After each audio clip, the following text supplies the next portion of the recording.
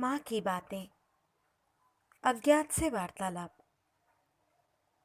दीक्षा के बाद श्री श्री माँ ने मुझसे कहा था, देखो बेटी, मैं बाल विधवा को मंत्र नहीं देती, पर तुम अच्छी हो इसलिए तुम्हें दिया।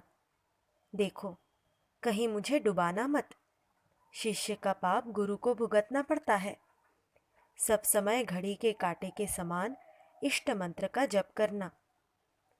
और एक बार ससुराल जाते समय उन्होंने कहा था, किसी के साथ मेल जोल मत रखना। किसी के दामाद, समधी, परिवार वाले आए, उनसे किसी से कोई संबंध नहीं रखना। मन अपने आप में ही रहो, किसी के घर मत जाओ। ठाकुर नारियल का लड्डू बहुत पसंद करते थे। गांव जाकर यही बनाकर उन्हें भोग देना और उनकी सेवा, जप, ध्यान बढ़ा देना। ठाकुर की सब किताबें पढ़ना। एक दिन केवल माँ और मैं थी और कोई नहीं था। माँ ने कहा, देखो बेटी, पुरुष जाति पर कभी विश्वास मत करना। दूसरों की तो बात ही क्या, अपने पिता भाई पर भी नहीं। यहाँ तक कि स्वयं भगवान भी यदि पुरुष रूप धारण करके तुम्हारे सामने आए तो उन पर भी विश्वास मत करना। मठ या जिन सब स्थानों पर साधु सन्यासी रहते, वे उन सब स्थानों पर अधिक जाने से मना करती। कहती, देखो बेटी, तुम लोग तो अच्छे ही मन से भक्ति लेकर जाओगी, लेकिन यदि उनके मन में दुर्बलता आई तो इससे तुम्हें भी पाप लगेगा। जब तब जिस किसी के साथ तीर्थ जाने से माँ ने मना किया था, कहा था, तुम्हारे हाथ में कुछ पैसा रहे तो 10-20 ब्राह्मणों को खिला देना। एक भक्त महिला सामने बैठी थी। उन्हें दिखाकर माँ बोली, इसे देखो, यह तीर्थ करने गई थी, वहां से कैसा ठोकर खाकर आई है। तीर्थ गमन दुख भ्रमण होकर मन का उच्चाटन मत हो रे।